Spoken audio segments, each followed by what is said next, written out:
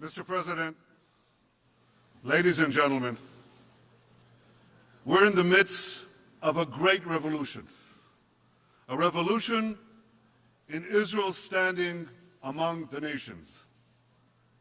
This is happening because so many countries around the world have finally woken up to what Israel can do for them.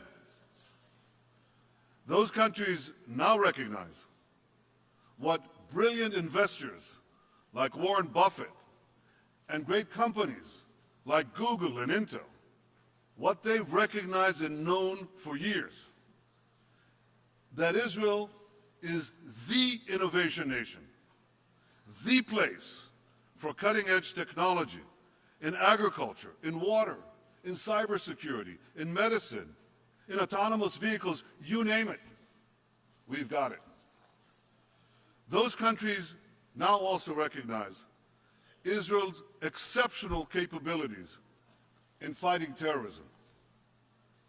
In recent years, Israel has provided intelligence that has prevented dozens of major terrorist attacks around the world. We have saved countless lives. Now, you may not know this, but your governments do. And they are working closely together with Israel to keep your country safe and your citizens safe. I stood here last year on this podium, and I spoke about this profound change in Israel's standing around the world. And just look at what has happened since, in 1 year. Hundreds of presidents, prime ministers, foreign ministers, and other leaders have visited Israel, many for the first time. Of these many visits, 2 were truly historic. In May, President Trump became the first American president to include Israel in his first visit abroad.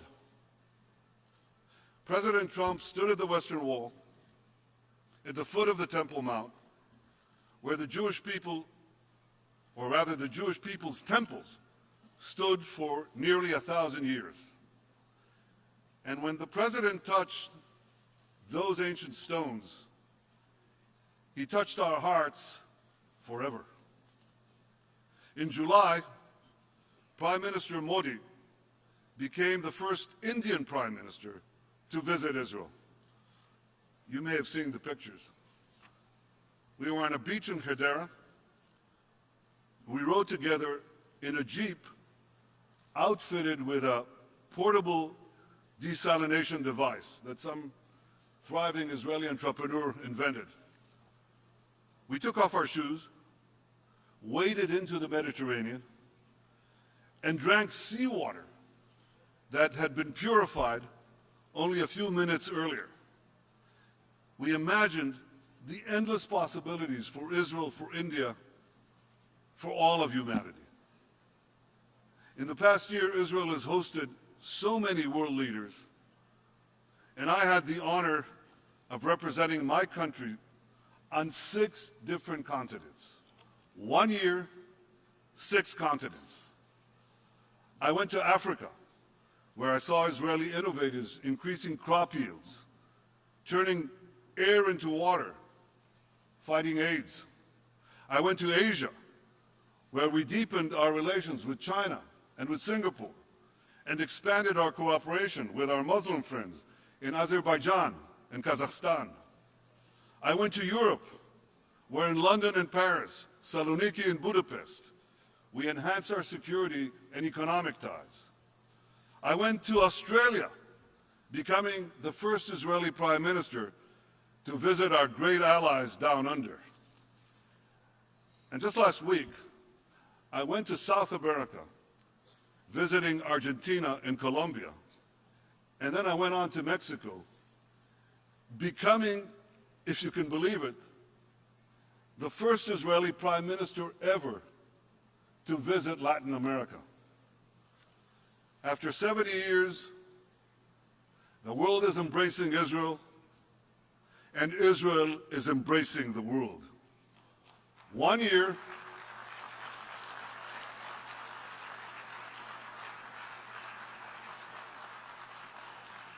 one year, 6 continents.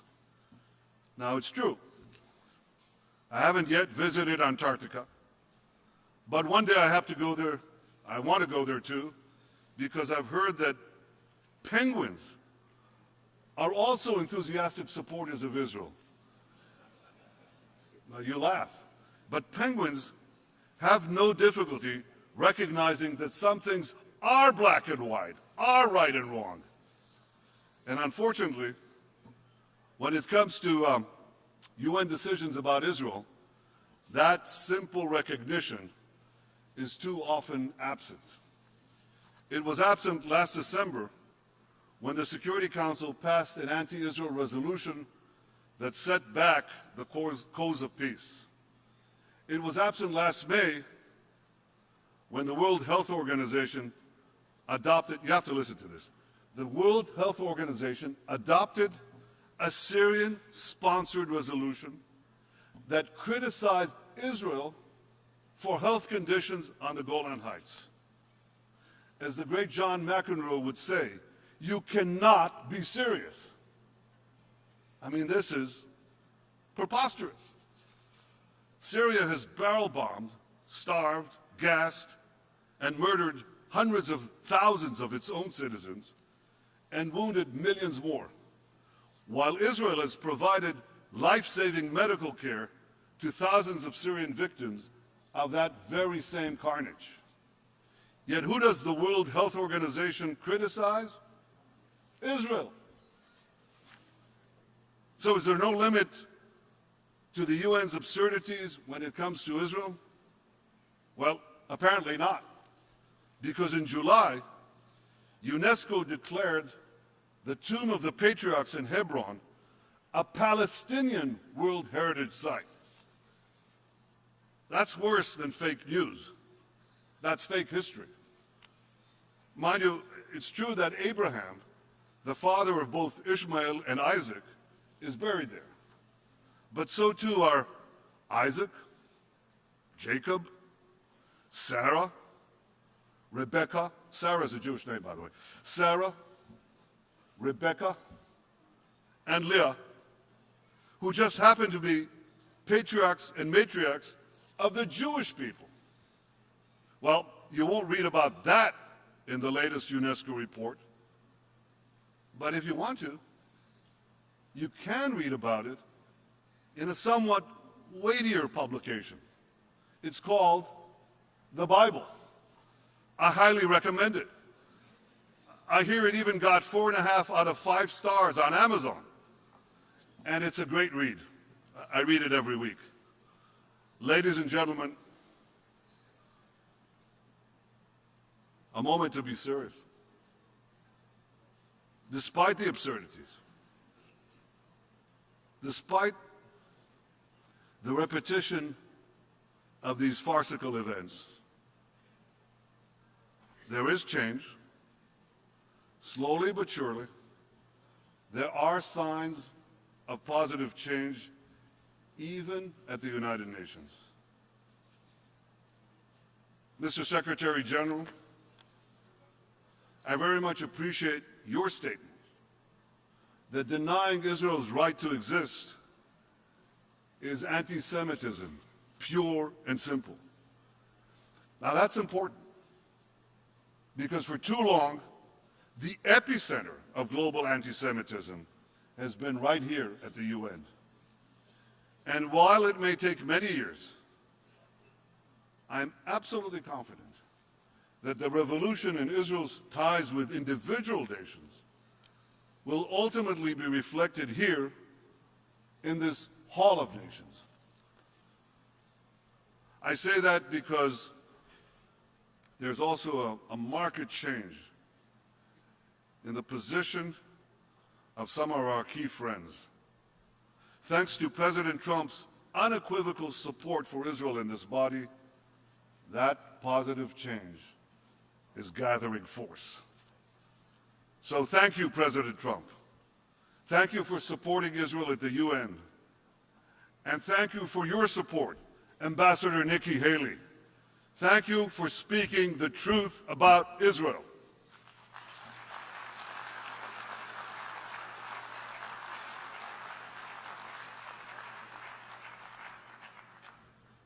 But ladies and gentlemen,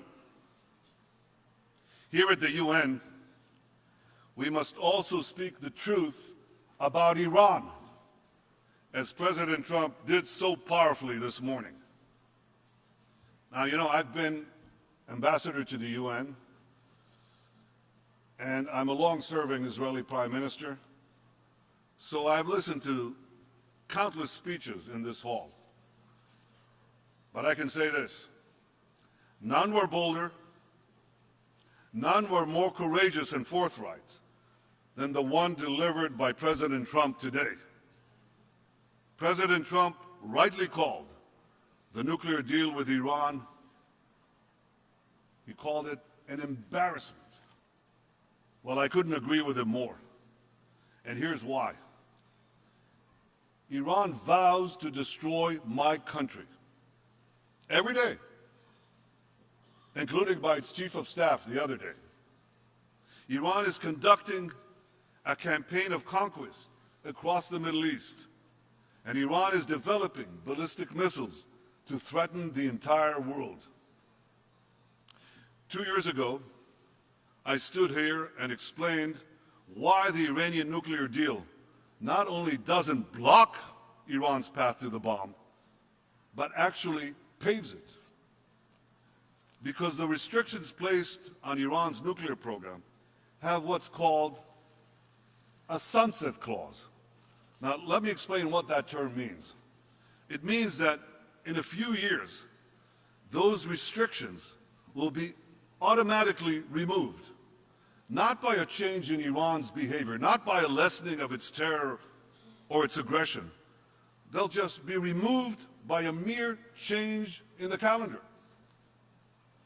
And I warned that when that sunset comes, a dark shadow will be cast over the entire Middle East and the world, because Iran will then be free to enrich uranium on an industrial scale, placing it on the threshold of a massive arsenal of nuclear weapons.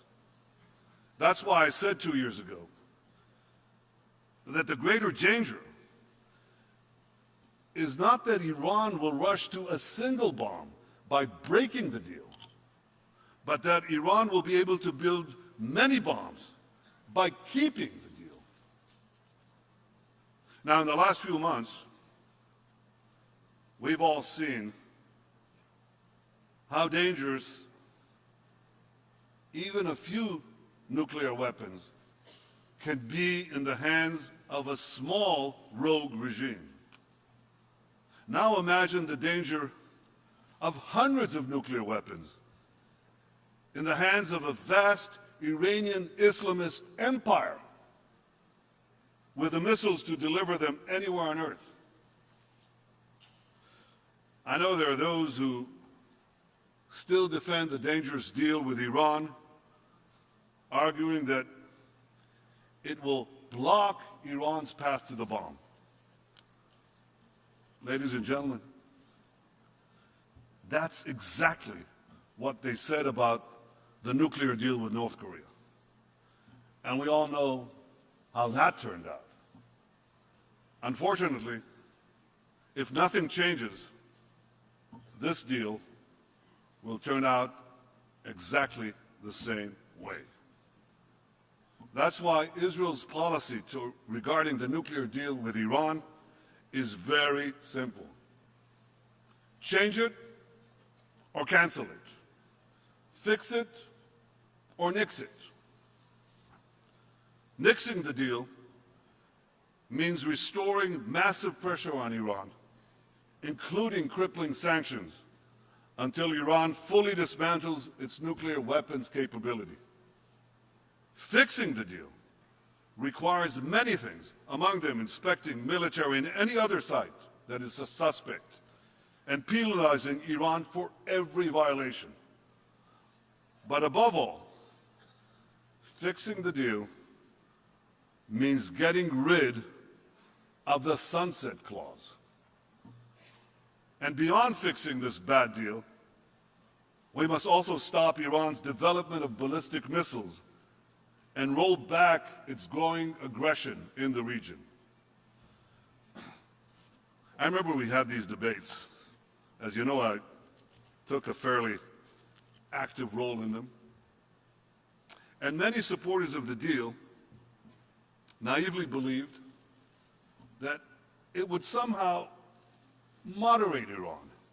It would make it a responsible member, so they said, of the international community. Well, you know, I strongly disagreed. I warned that when the sanctions on Iran would be removed, Iran would behave like a hungry tiger unleashed, not joining the community of nations, but devouring nations, one after the other. And that's precisely what Iran is doing today. From the Caspian Sea to the Mediterranean, from Tehran to Tartus, an Iranian curtain is descending across the Middle East. Iran spreads this curtain of tyranny and terror over Iraq, Syria, Lebanon, and elsewhere, and it pledges to extinguish the light of Israel. Today I have a simple message for Ayatollah Khamenei, the dictator of Iran. The light of Israel will never be extinguished.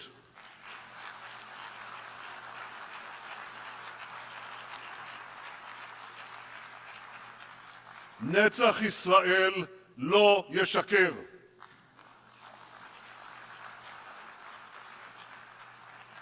Those who threaten us with annihilation put themselves in mortal peril.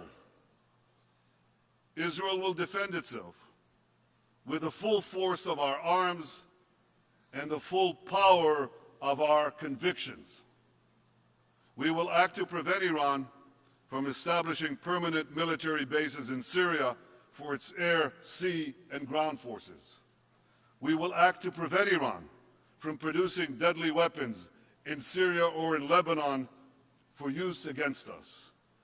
And we will act to prevent Iran from opening new terror fronts against Israel along our northern border. As long as Iran's regime seeks the destruction of Israel, Iran will face no fiercer enemy than Israel. But I also have a message today for the people of Iran. You are not our enemy. You are our friends. Shoma duste ma hestid. One day, my Iranian friends, you will be free from the evil regime that terrorizes you, hangs gays, jails journalists, tortures political prisoners, and shoots innocent women like Nida Sultan, leaving her choking on her own blood on the streets of Tehran. I have not forgotten Nida.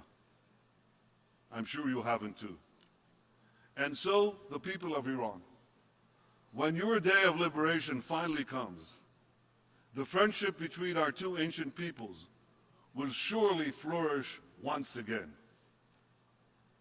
Ladies and gentlemen, Israel knows that in confronting the Iranian regime, we are not alone. We stand shoulder to shoulder with those in the Arab world who share our hopes for a brighter future. We've made peace with Jordan and Egypt, whose courageous president, Abdel Fattah al-Sisi, I met here last night. I appreciate President al-Sisi's support for peace, and I hope to work closely with him and other regions and other leaders in the region to advance peace. Israel is committed to achieving peace with all our Arab neighbors, including the Palestinians. Yesterday, President Trump and I discussed all of this, at great length. I appreciate President Trump's leadership, his commitment to stand by Israel's side, his commitment to advance a peaceful future for all. Together we can seize the opportunities for peace, and together we can confront the great dangers of Iran. The remarkable alliance between the United States and Israel has never been stronger, never been deeper. And Israel is deeply grateful for the support of the Trump administration, the American Congress, and the American people. Ladies and gentlemen, in this year of historic visits and historic anniversaries, Israel has so much to be grateful for. 120 years ago, Theodor Herzl convened the first Zionist Congress to transform our tragic past into a brilliant future by establishing the Jewish state. 100 years ago, the Balfour Declaration advanced Herzl's vision by recognizing the right of the Jewish people to a national home in our ancestral homeland. 70 years ago, the United Nations further advanced that vision by adopting a resolution supporting the establishment of a Jewish state.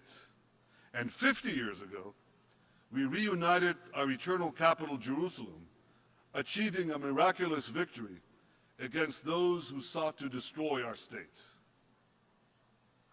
Theodor Herzl was our modern Moses, and his dream has come true. We've returned to the Promised Land, revived our language, ingathered our exiles, and built a modern, thriving democracy. Tomorrow evening, Jews around the world will celebrate Rosh Hashanah, the beginning of our new year.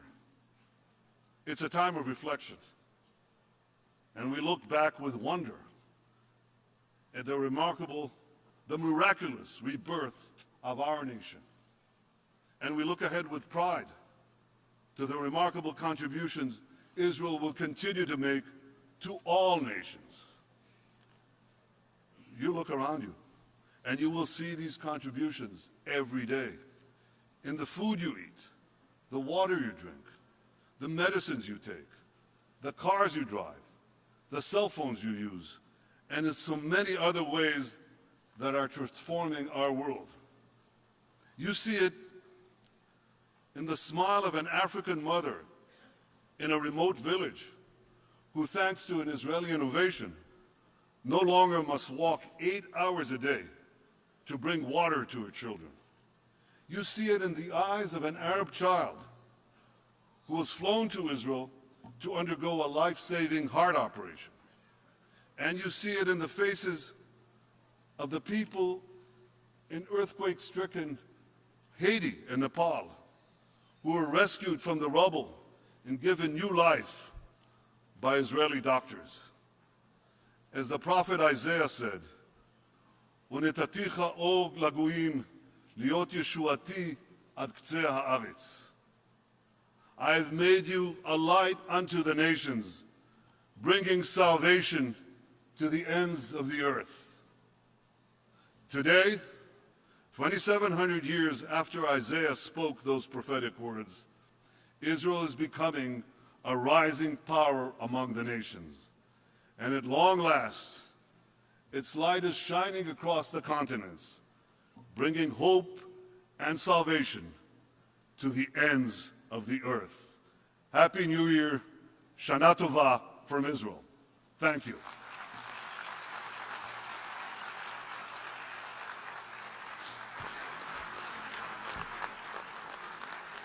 On behalf of the General Assembly, I wish to thank Prime Minister Netanyahu of the State of Israel for the statement just made. Thank you, Prime Minister, and let me wish you a Happy New Year, Shana Tova. I request protocol to escort His Excellency.